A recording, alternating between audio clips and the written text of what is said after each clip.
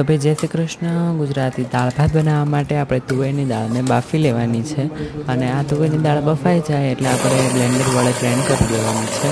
અને આ બાજુ વઘારમાં આપણે તેલમાં હિંગ, પછી હળદર નાખવાની છે, તેજપત્ર અને મરચું ને લીમડો, પછી રાઈ જીરું નાખવાનું છે. દાળમાં શિંગદાણા જોતા હોય તો એ ઓપ્શનલ છે. પછી આપણે જે દાળ બનાવી હતી બાફી હતી દાળ નાખી દેવાની છે. આપણી દાળ તૈયાર છે. હવે એમાં આપણે થોડુંક પાણી ઉમેરવાનું છે જેથી દાળ આછી થાય. ત્યારબાદ હવે આમાં ધાણા જીરું પાવડર ઉમેરશું, ગળપણ માટે ખાંડ ઉમેરશું, લીંબુનો રસ ઉમેરશું, સ્વાદ પ્રમાણે મીઠું ઉમેરશું અને મરચું આપણે આ રીતના ઉમેરશું જેથી કરીને તીખાશ માટે.